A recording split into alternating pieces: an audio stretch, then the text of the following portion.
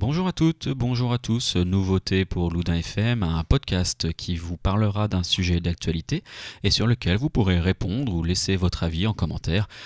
Nous allons poster cela sur Facebook ainsi que la chaîne YouTube de Loudun FM. Et aujourd'hui, on va parler d'un débat qui revient régulièrement dans l'actualité française, celui du renforcement de la défense nationale et surtout de l'idée d'un service militaire volontaire pour les jeunes.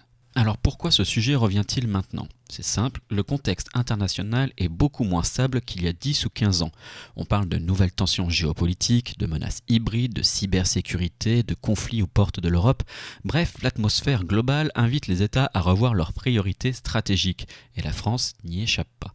Le gouvernement souhaite donc, entre autres mesures, proposer aux jeunes de 18-19 ans un service militaire non obligatoire, mais fortement encouragé, avec l'idée d'un engagement progressif qui pourrait, à l'avenir, toucher davantage de monde.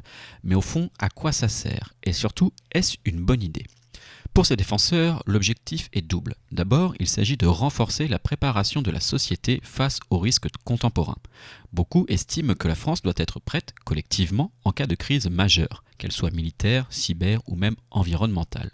Ensuite, l'idée porte une dimension plus sociale, donner à des milliers de jeunes un cadre, une expérience de cohésion, de responsabilité, parfois même une occasion de rebondir.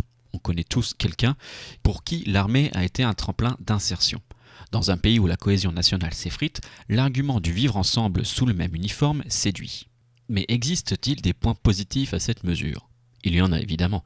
D'abord, un service volontaire peut offrir des compétences concrètes. Secourisme, discipline, savoir-être, capacité à travailler en équipe, parfois même une formation professionnelle. Ensuite, c'est un moyen de renforcer le lien entre l'armée et la nation, qui s'est un peu distendu depuis la fin du service obligatoire en 1997. Et puis, il y a cette idée d'engagement citoyen qu'on souhaite encourager chez les jeunes, servir, contribuer, protéger. Enfin, certains y voient une opportunité de mieux intégrer des jeunes en difficulté, via un cadre structurant. Mais évidemment, tout ça n'est pas si simple. D'abord, il y a la question du coût.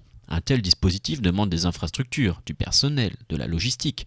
On parle de milliards d'euros, alors que les finances publiques sont déjà très tendues.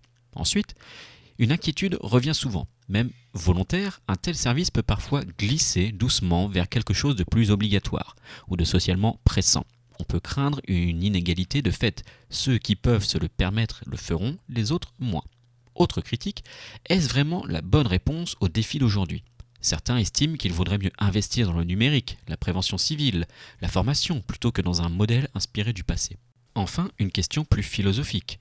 Veut-on que la jeunesse apprenne la cohésion nationale par un cadre militaire ? Ou peut-on l'apprendre ailleurs, à l'école, dans l'associatif, dans le service civil ? Comme souvent, la réponse est nuancée. Le service militaire volontaire pourrait devenir un outil intéressant, un espace d'engagement pour des jeunes qui en ont envie. Il pourrait aussi participer à une forme de résilience collective, dont on aura peut-être besoin dans les années à venir. Mais il ne peut pas être une solution miracle, ni pour régler les tensions sociales, ni pour assurer la défense d'un pays moderne. La vraie question finalement, c'est quel projet de société mettons derrière ce service ? Un projet de cohésion, un projet d'insertion ou un projet de remilitarisation symbolique ? Ce débat, qui ne fait que commencer, pourrait bien façonner une partie de l'identité française des prochaines décennies.